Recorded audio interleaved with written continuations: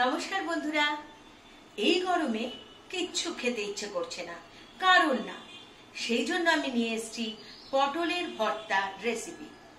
এই পটলের ভর্তা খেলে মুখ একদম ছেড়ে যাবে, এত নুন মিষ্টি ঝাল এত ভালো লাগে এটা খেতে যে পরের ভাতটা খেতে আর কোনো প্রবলেম নেই।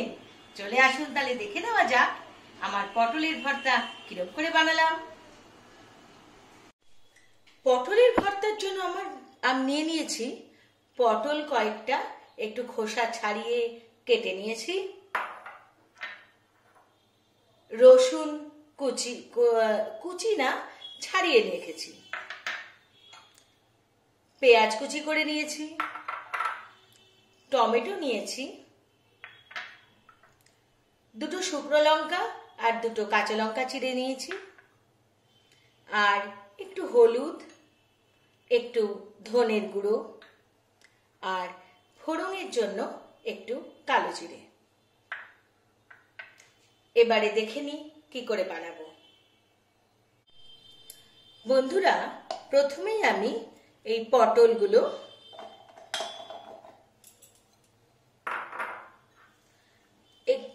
রসুনের থেকে দু চারটে কোয়া রেখে দিয়ে বাকি রসুনটা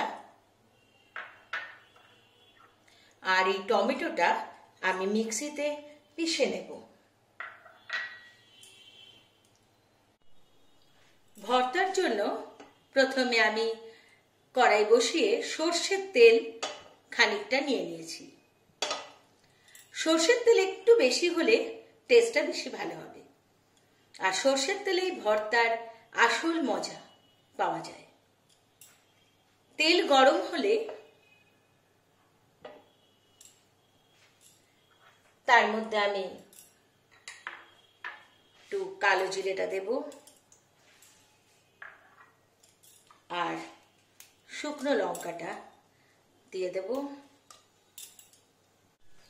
শুকনো লঙ্কা আর কালো জিরেটা থেকে একটু গন্ধ বেরোনো শুরু হয়েছে।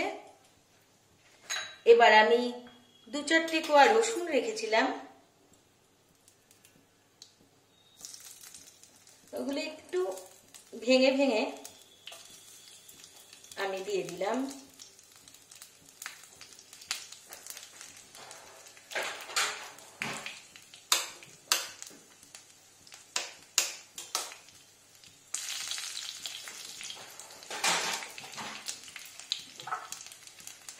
এইবার পেঁয়াজটা রেখেছিলাম, পেঁয়াজটা দিয়ে দিলাম,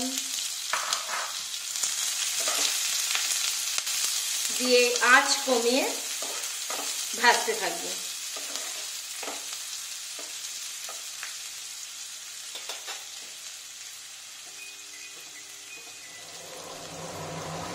পেঁয়াজটা ভাজতে ভাজতে তার মধ্যে একটু হলুদ দিয়ে দেব। এবার আন্দাজ মতো একটু নুন দিয়ে দেব।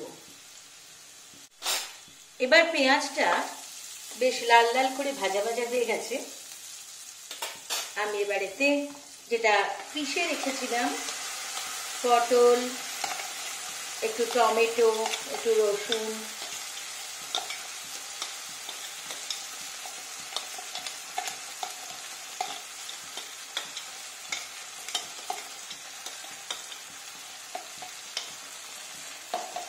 ওটা দিয়ে দিলাম।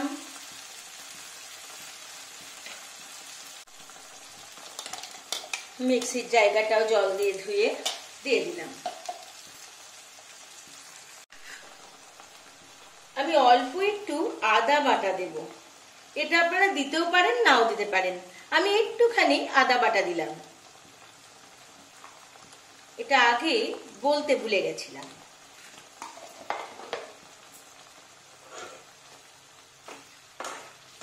এবার অনেকক্ষণ ধরে এটা কষতে থাকতে হবে, নাড়াতে থাকতে হবে।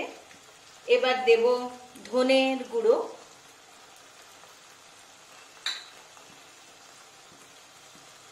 আর একটু হলুদ দিলাম, অল্প একটু মিষ্টি দিলাম টেস্টের জন্য। নুন আগেই দেওয়া ছিল, অল্প একটু দিলাম। নুন বেশি লাগবে না, কারণ এটা তো কমে যাবে, তখন নুন বেশি হয়ে যাবে। এবার আমি নাড়াতে থাকবো যতক্ষণ না তেল ছেড়ে আসে। বন্ধুরা, ভর্তাটা একটা জিনিস মাথায় রাখতে হবে, অনেকক্ষণ ধরে এটা নাড়াতে হবে। নাড়াতে নাড়াতে একদম একটুখানি হয়ে যাবে আর রং চেঞ্জ হয়ে যাবে।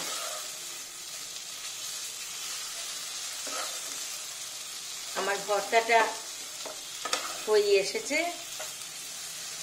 শেষের দিকে নাড়াতে নাড়াতে আঁচটা একটু কমিয়ে দেবেন, না হলে পুড়ে যেতে পারে, কারণ অনেকক্ষণ ধরে নাড়াতে হবে তো।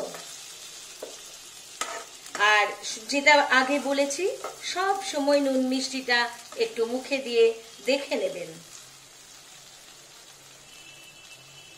এইবার ভর্তায় আমি দেব একটু সর্ষের তেল, কাঁচা সর্ষের তেলে ভর্তায় টেস্ট অনেক বেশি বাড়িয়ে দেয়। সেই জন্য অল্প একটু কাঁচা সর্ষের তেল দিলেই না, দিয়ে নাড়িয়ে এবার নামিয়ে দেব। আমার ভর্তা তৈরি।